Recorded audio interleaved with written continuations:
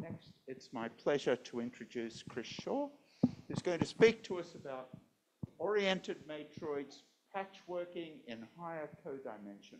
Welcome. Thank you. I think, the mic is on now. Thank you very much for the invitation. I'm not working in polyhedral products. I think I have a lot to learn. This talk will be kind of at the intersection of some combinatorics and some pretty basic topology, and the goal will be to link something called oriented matroids to toric and tropical geometry. The patchworking part will hopefully come at the end. We were maybe going to have a talk about patchworking yesterday, but due to a schedule change, we won't have the background I was hoping for, so it might be a little speedy at the end. Okay, but let me start with the definition of oriented matroids. An oriented matroid, so this is a discrete object. For me, so we'll denote it by a calligraphic M on a set E, which we call a ground set. So this is just a nice finite set. All it's going to be is a collection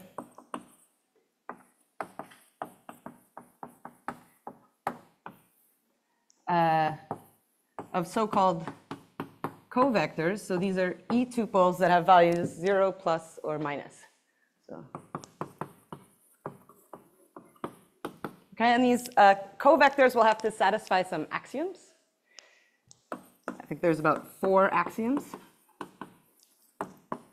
Rather than give you the axioms, which will take 15 minutes to explain and are not at all helpful for intuitive purposes, I'll give you an example and then a theorem that says basically all oriented matroids come from such examples. So an example of a set of so-called covectors that would satisfy these axioms, if we take let me start. Less looking like coordinate hyperplanes. A collection of real hyperplanes. So these are 3 lines in R2. Let me label them 1, 2, 3. So E, the finite set, will just be these 3 elements. Okay? And how do we get a collection of covectors from this? What we'll do is think, okay, so each one of these hyperplanes will be defined by some linear form over the reals. So we fix not just the hyperplane, but a function defining it. Okay, so each hyperplane hi will be defined by some fi. And then the collection of covectors will be the vectors where the entries are the sign of the ith coordinate will be the sign of fi evaluated at a point x for all x in the ambient space. So here that all x in R2, but in general, all x in Rd.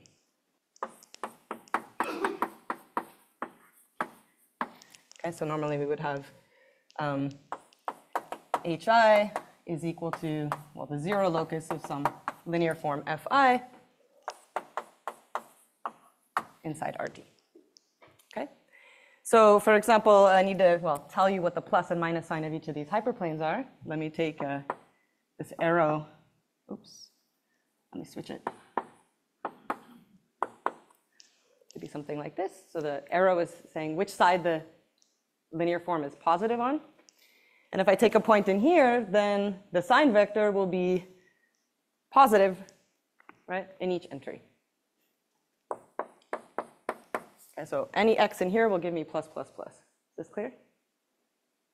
I see somebody shaking no. No? Okay, so. Okay, but thank you for being emotive. Okay, so now if we have plus, plus, plus here for any point x, when I move to this region, we've crossed hyperplane 1, right? So that means that the sign of f1 switches to be negative. So our sign vector here becomes minus, plus, plus. All right? And in this region, we crossed hyperplane 3, so we're on the negative side of 3. Now we are crossing 2, and now we're crossing 1, and now we're crossing 3. Okay? But we also have points that lay on the hyperplanes. So if I plug in an x here, okay, this is the vanishing of f1. So the sign here would be, or the vector of signs, I don't have a plus minus for 0, I just put 0. So this is 0 plus plus, and so on. Okay, so on each one of these segments, I would get another vector that has a 0. And here I have the meeting of all 3 of these hyperplanes, I have 0, 0, 0. Is that clear? Okay. So the collection of all of those would satisfy these axioms, which I haven't stated for you. One other kind of important subset of these covectors for us will be the so-called collection of topes. And this is the subset of these covectors that only have plus and minus entry. Okay, these are the so-called topes. And topes is kind of an intentional shortening of polytope. These are the regions in the complement of the arrangement. Okay, these are these top dimensional cells where none of the hyperplanes vanish. None of the linear forms vanish. Sorry, could you just repeat that? What the topes are? Yeah. So all of these vectors where no 0 appears. Okay, and these will correspond to the regions in the complement of the arrangement. Okay. All right, so that's an example of how to get these lists of collections of so-called covectors. There's a theorem, so-called topological representation theorem of Folkman and Lawrence,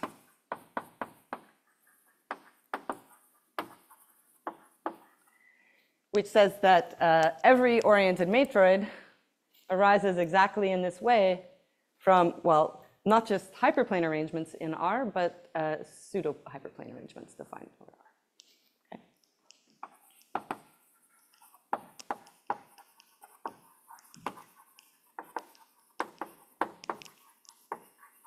So arises from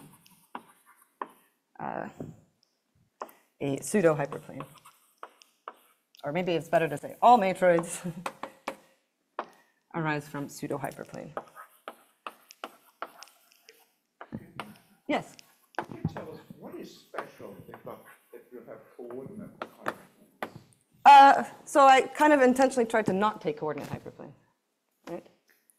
You can take any arrangement. You could even take projective arrangements, right? So I mean, I could take instead, I could projectivize this because these are all linear subspaces. But any hyperplane arrangement will do to cook up something that satisfies these axioms. And if I have something that satisfies the axioms, by this theorem, we're supposed to be able to find a pseudo-hyperplane arrangement whose kind of covectors defined in this way will give me that oriented matrix. Yeah? Do arrangements necessarily go through the origin? Let's say, on one hand, yes. You can also, of course, always projectivize. And then you have to be a little bit careful about what it means for signs of linear forms, because in homogeneous coordinates, plugging in x and minus x, right, give you different values. However, they're the same point in projective space. Does that make any sense? Are there any other questions? I mean, if we want to learn about matroids and stuff, we have to ask questions. We have to ask questions, right? I mean, Kris is here to give us some culture, so we need to receive. Yes, question. Yeah, so I'm not going to give you the exact rules of the game for pseudo-hyperplane arrangements, okay? But basically, it'll be a collection of codimension 1 things in R to the D, let's say, right? Where they have to be then standard embedded R D minus 1. And then there's rules of the game for their intersections. Okay, I'd want the intersection of any 2 then to be something homotopic to R D minus 2, whose, again, embedding in the ambient space is standard. But they might not be embedded as hyperplanes. Exactly. Yeah, exactly. Exactly. Could they be also embedded in a non-algebraic way? Yes, 100%, yeah. Okay? So it's really a topological representation theorem, not an algebraic representation theorem. Yeah. There are also some other kinds of oriented matrices when, for example, you take a finite set of vectors and you look at the sign linear relations between these vectors. Yes, and this is exactly the same in a dual sense. Right. Okay, right? Like each one of these hyperplanes is also, you know, the dual to a vector. Any other questions? Anybody online like to ask a question? Yeah, thanks very much. Okay, great. Please feel free to interrupt. Okay, so yeah, we're here to learn maybe also about matroids. So this is an oriented matroid, or at least the first definition. And it turns out that, well, from every oriented matroid,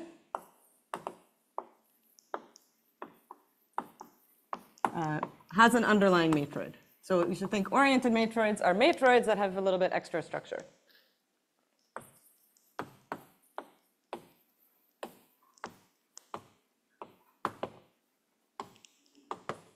So if we have one of these oriented matroids, can kind of map it to a matroid M.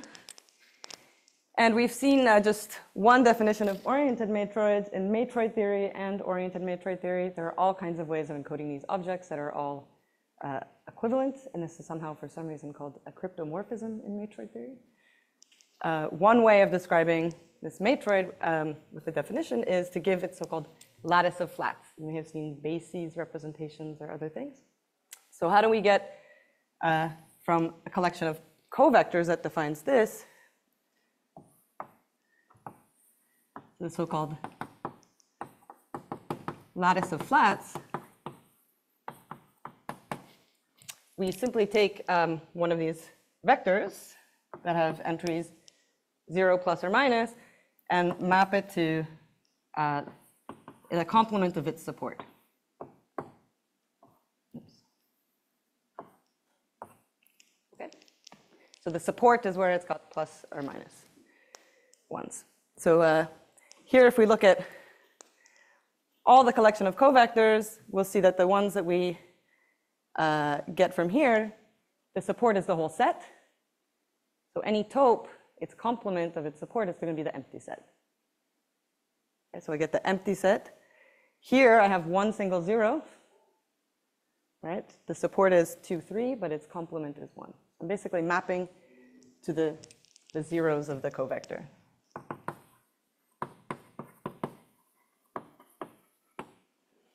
So in this example, what we have is we have the empty set. We have 1, 2, 3. Those are singletons. And we have the whole set 1, 2, 3. This is the point here in the middle. Okay. So what this lattice of flats is basically encoding. It's a lattice if we order these subsets by inclusion. Okay, and this is the same kind of lattice that appeared in Kristen's talk yesterday in terms of lattice of subspaces of an arrangement. Okay, so the subspaces here are the 3 lines, 1, 2, and 3. Well, the whole space, which is the empty set, and this point 0, 0, 0, which is 1, 2, 3. Okay, so we can certainly go from oriented matroids to matroids, but we can't necessarily go back. Yeah. Does that mean that the matroid is a subposet of the set? Yes, thank you. That's a great observation that was going to come up later in my talk. Okay, so this lattice of flats is a, well, subset, but as you said, subposet of the so-called Boolean lattice on E. So that, yeah, let me write that as just, I won't really use this notation, but just to write it on the board. Any other questions or remarks? Yeah. Actually, matroids are simple complexes. Matroids are simplicial complexes satisfying an extra axiom, but not with this description. Yeah. Okay. So if we took the independent sets of a matroids, which have a different description, but can equivalently describe a matroid, they're simplicial complexes, but they have an additional axiom. Yeah, an exchange axiom. Any other questions?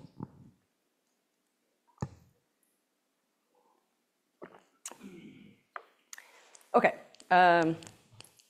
maybe the caution is about going back. Not every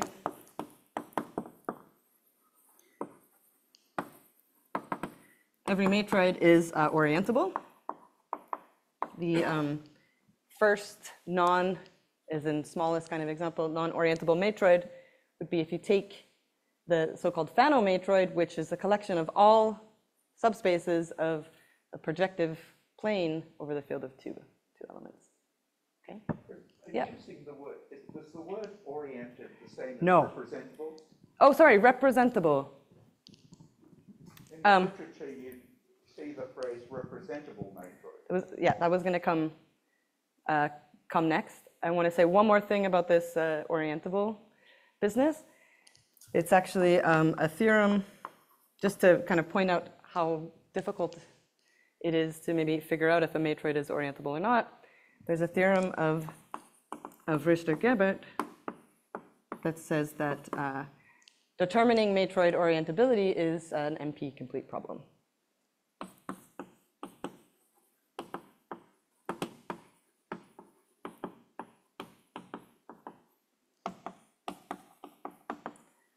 Okay, so we should expect this to be as hard as any NP problem. Even in so-called rank 3, which rank 3 would mean this D here is equal to 3. Okay? To answer your question, orientability and representability, no, they're completely different notions. Okay? So orientability means, okay, can I go backwards?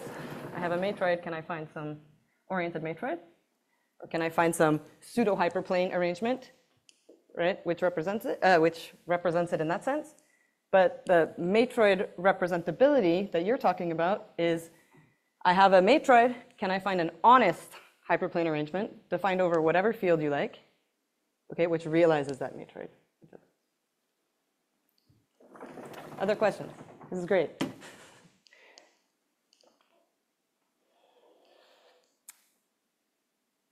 No? Okay. Okay, so we have this, this lattice of flats that we can obtain from any oriented matroid to get its matroid. And regardless of whether the matroid is something completely combinatorial or it came to us from geometry, there's a kind of geometric space that we can associate to the matroid.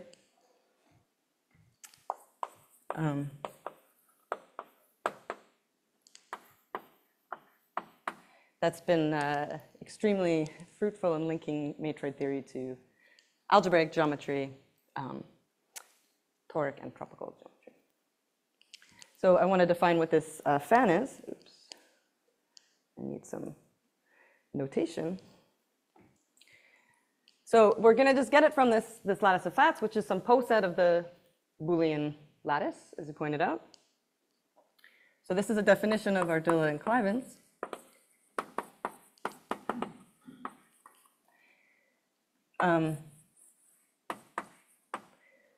This fan M will live in a vector space, let me call it R to the E. So think we have one coordinate vector for each element of our finite set E. And it's going to be a collection of cones. Oops. So this is a sigma F, where sigma F, let me put it, I'm going to use a tilde for this fan and define a fan without a tilde in a second. So this is a cone, so it's going to be the positive linear span of some vectors.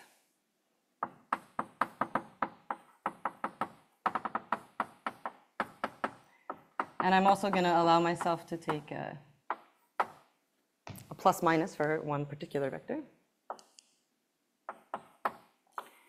Where, so these Fi's will be a chain in this poset.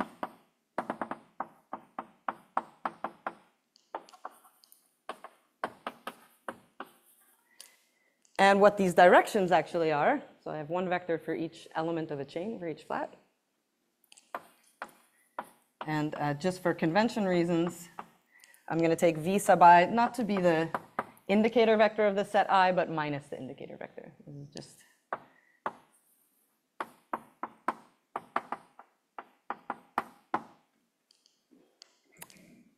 Okay. Yeah. Can we do an That's exactly what we're going to do. We're going to do this very baby example. Okay, so we need to look at all the chains in this post set, but we can also first just, right, there's no condition that what the size of this chain is. So first of all, for every element of this lattice, so for every set that appears here, we're going to get one vector. Okay? So I have, for example,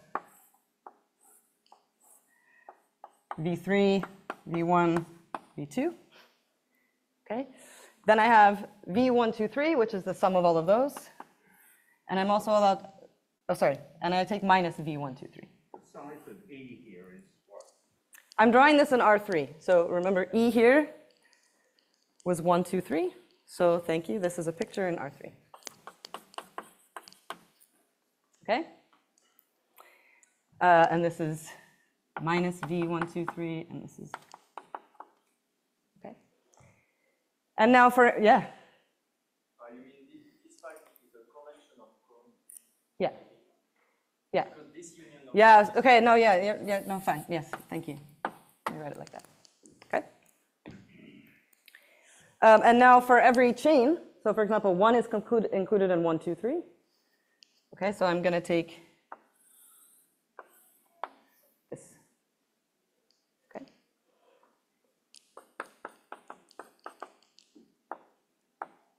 And what I end up getting is these kind of. So this is a simplicial fan. So one way of describing this, very short and succinctly, is that this fan is the cone over the order complex of the lattice of flats. Okay, so I have a simplex for each chain in the order complex. Now I'm going to take the cone over it, but what's important really is this particular embedding, the choice of how I embed the order complex. Okay. The directions here are very important for links to tropical and toric geometry, and they'll be important when we try to put a real, an oriented structure on this thing. Okay. The other thing I want to define just to help draw pictures, and because it pops up quite often in literature, is not this fan here, but the image of this fan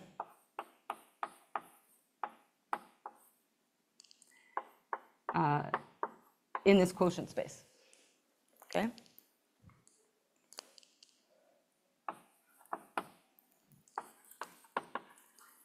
So this is the image of this thing, so it'll live in one dimension lower.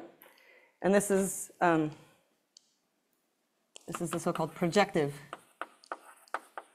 matroid fan.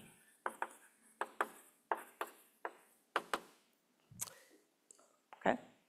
So here, if I draw the projection, I'm going to kill this direction that's contained in each one of these two-dimensional cones. So this was sigma m tilde, and this is sigma m looks something simply like this in one dimension left. Yeah? Is this the normal fan to some polytope? Well, it's not full dimensional, right? But the projected one. This is also not full dimensional. This is one dimensional and two dimensional. Right? So there are many ways to complete this to a complete fan, and then we can ask your question, but it depends on the choice of the completion, what polytope you get, or even if it is a projective fan. You're all like you're like really on the next slide of my my talk. Yes, so the answer is yes, this is a tropical algebraic variety. I'm not going to define what that is, but what I do want to just at least say is how this comes up in terms of tropicalization. So this theorem of Sternfald's actually predates this definition, okay? But there's a way in which this could still make sense. If I take some honest linear subspace, so this is just for some background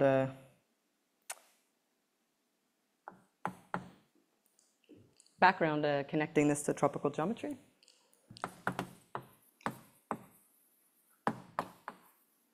If this is a linear subspace, then we can so-called tropicalize it. I'll get into what this means in a second.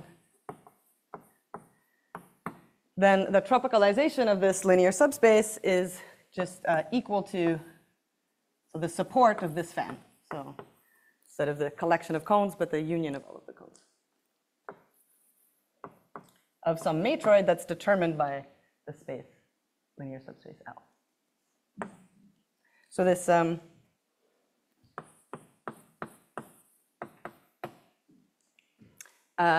tropicalization, in a sense, is determined just by the matroid, which we would think of as the combinatorics of the linear space. Okay, so let me say what the tropicalization is. It's going to be, well, some map. Let me change this to C to the N. We can do this over any field, but I want to draw some pictures, so let's take this to be some linear subspace of complex linear subspace.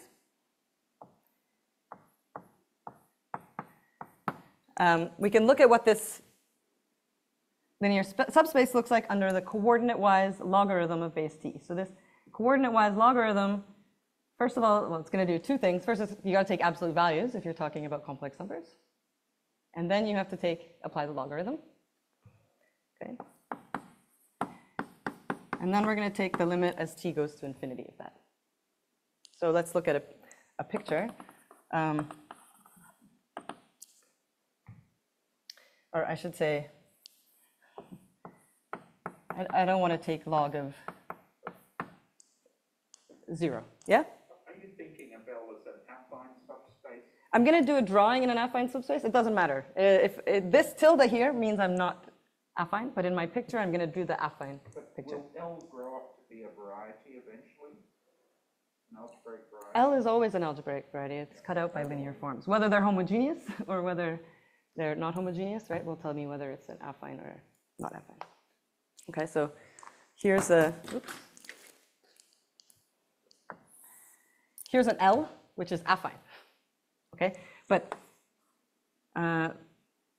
picture that there's some other L, if you want, that's just a cone over this, so that it's an honest subspace. Okay, but just to see what this map does, to illustrate what this map does, this is the real picture of the line, but the line actually, we can think it's complexification as well. First of all, if we're going to do this log map, we have, in each coordinate, we have to take the absolute value of each coordinate. So let me do this map in stages. So this is the map where I just take the absolute value of the two coordinates. And then we land, of course, in the positive orthant.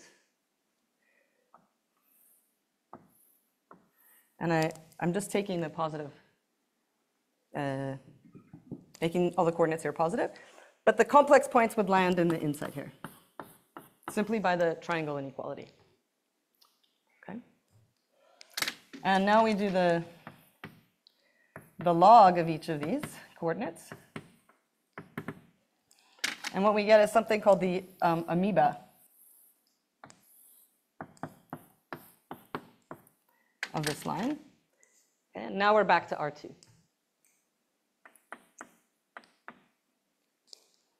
Okay. And taking the limit as t goes to infinity, what it's going to do is almost like looking at this from really, really far away, and the whole amoeba retracts, shrinks onto its a kind of skeleton. And we get this picture, which is the same as this picture. Okay?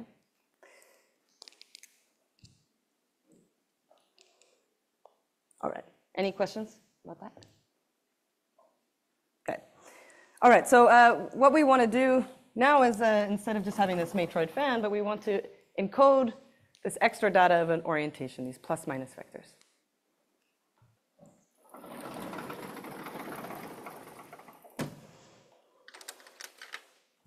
Okay, so what we want to do is equip these fans with some extra data that remembers the orientation. So if M is an orientation,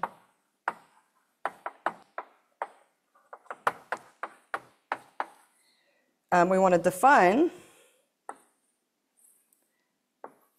a map, this is an E, mathcal E.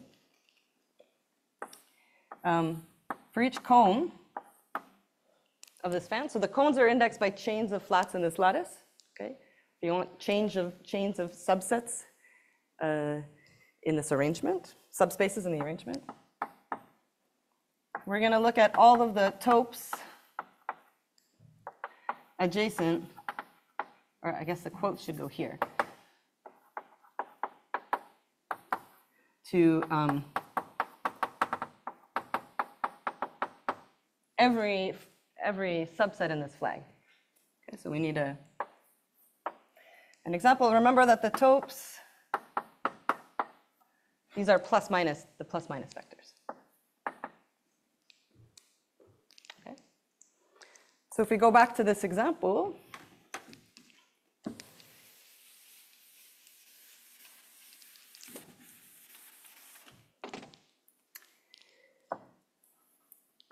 if I take the cone that's just 1, 2, 3, let's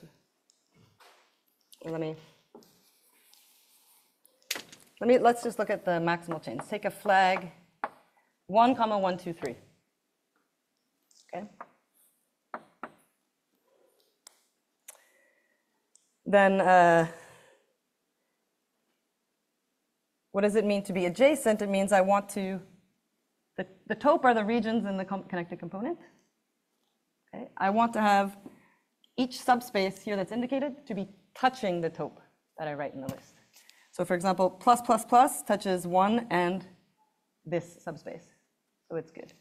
But plus minus plus, right, it doesn't have 1 on the boundary, so I don't take that. So we have plus plus plus, also minus minus minus, and I have minus plus plus, also touches it, and plus minus minus.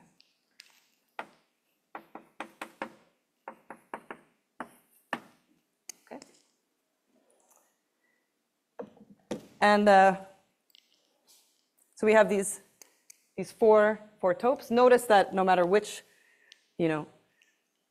chain I took of length 2, I would always have 4 topes in it. I have this if I take 3, 1, 2, 3. Okay. And it turns out that this is an affine subspace of, plus minus to the E, if I think about this as the vector space over the field of 2 elements. Let me write that as Z mod 2 to the E, okay? So what do I mean by affine vector space? I can write this as, if I think about this isomorphism, the plus plus plus vector is the 0, 0, 0 vector. This is the 1, 1, 1 vector. This is the same thing as the space generated by VE, or V1, 2, 3, comma V1, reduced mod 2. Okay. So not only is it an affine subspace, it's also parallel to this face of the fan.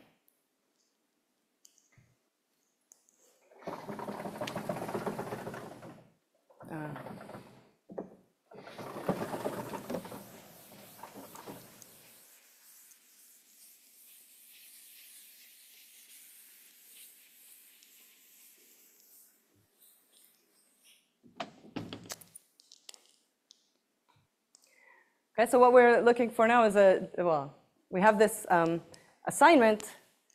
What properties beyond that affine subspace observation does it satisfy? We're going to capture that with a definition, and then I'm going to write a theorem that will hopefully tell you that this is, at least in the case of oriented matroids, a good definition.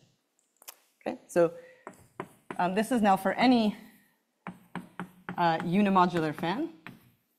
Unimodular will mean that it's a simplicial fan, but also the rays of each cone, okay, are integer vectors, and they can be completed to a lattice basis. Unimodular.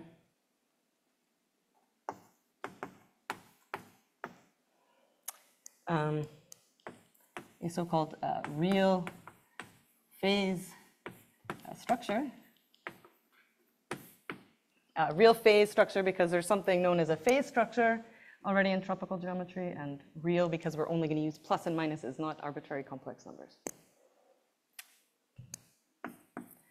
So it's going to be a map like we had a little bit already for our orientation of M. But we only want to take the facets of sigma. And we're going to map it to affine subspaces of dimension D. Here this should be of dimension D.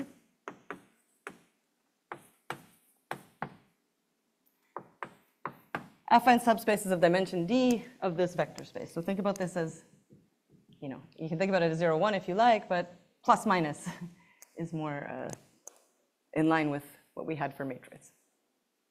Okay, so it has to satisfy two conditions. One for every facet. This is going to be parallel to the face. This affine subspace must be parallel to the fan of. To the span of it, mod 2. And the second condition is a condition on codimension 1 faces. So this would be a D minus 1 dimensional face. And a D minus 1 dimensional face will have a bunch of top dimensional faces adjacent to it. So this is a D minus 1 dimensional face, and then I have 3 cones. Suppose I have K cones surrounding this tau. Then the multiset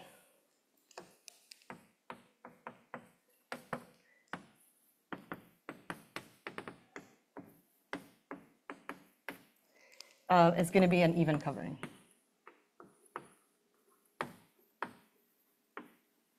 Okay, so this is a vector space, but it's also a finite set of 2 to the n elements. And I want, when we take the union of all of these, that we get a even covering. Every element of this set appears either 0, 2, 4, any even number of times. Okay. So it's a strange definition, but I hope that the next this theorem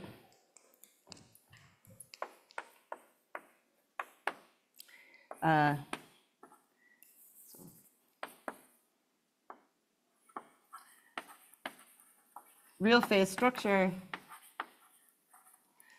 on matroid fans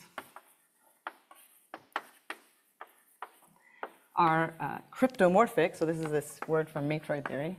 Means equivalent to matroid orientations.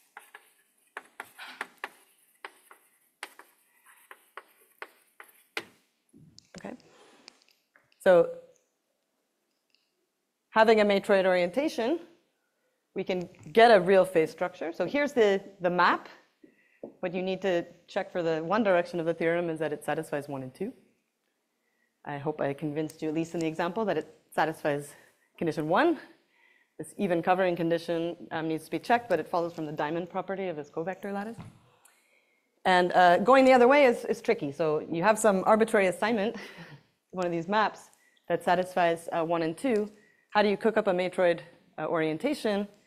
Well, what you do is you construct a recursive argument and use something called the matroid extension property, or oriented matroid extension property that only works in co-rank 1. But yeah, so the argument that we give in our first paper is not very explicit because it uses a recurrence, but we also describe what the oriented matroid is from a real phase structure using the so-called signed co-circuits. Okay. I have only 3 minutes left, I think, is that right? So I at least given a description of matroid orientations on the point of view of the fan. I had about half my talk left to link this to torque geometry, which I'll try to do. Is that fan called It's also called it's in the literature, it's called the Bergman fan. So, but what Bergman was studying was exactly this logarithmic limit set, which is a set. It's not a fan, right? This has an extra structure of dividing it into cones. And what's really nice about this extra structure is that, well, this such subfan will be always, or this fan is always a subfan of the fan of the Boolean lattice, right? Because we have this property that it's a sublattice. And the fan of the Boolean lattice gives us a so-called permutahedral toric variety. So all of these fans defined by our Dirichlet-Klivans give us Minkowski weights or cohomology classes in a toric variety. Okay. And that's what we can do next with the so-called patchworking, the real part.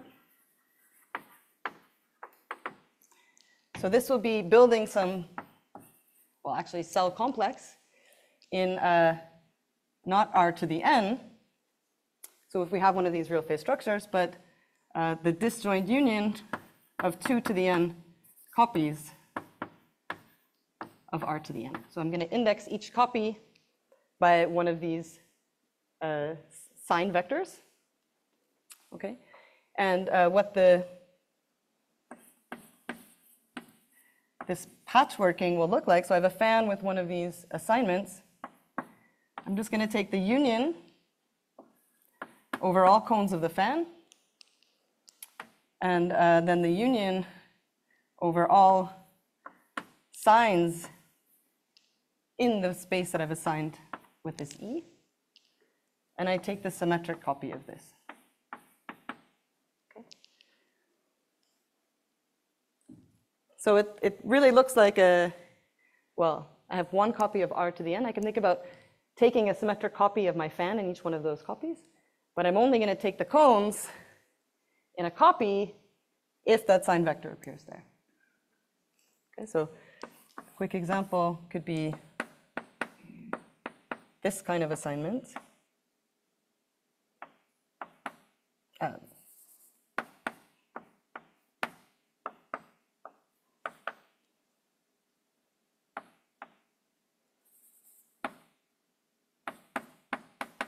Okay, if on each of these top dimensional cones I put this as the affine space, then the patchworking, so I have 4 copies of R2, and I would put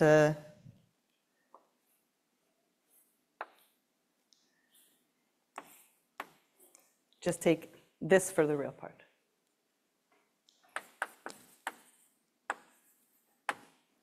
Okay.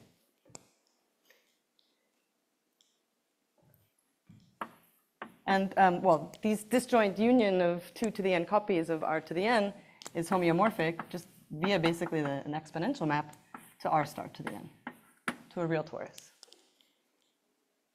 And that real torus you can compactify in many different ways, so real toric varieties. And conditions 1 and 2 here are basically telling you that the compactification will be a closed cellular chain. So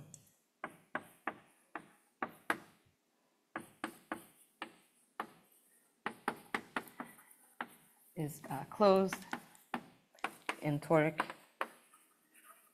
compactifications. Okay, so we get homology classes for every fan with a real phase structure. We get homology classes and toric varieties for every oriented matroid. And I'll just maybe end with one other theorem that comes back to this determining orientability, at least ruling out orientability.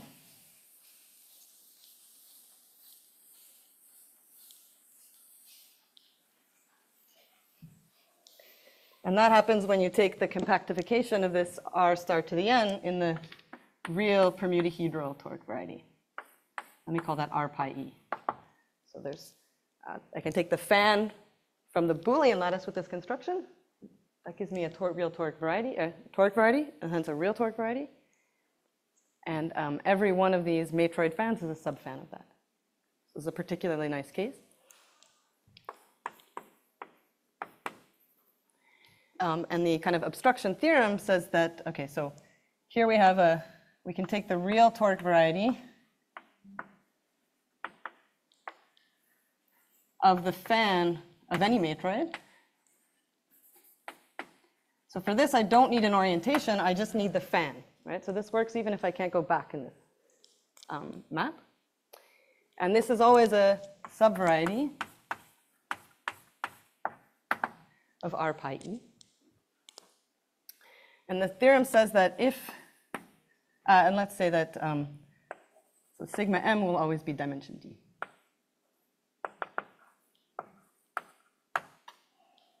If the induced inclusion map on the D homology, here I'm going to use Z mod 2 coefficients. Let me not write it, this is mod 2.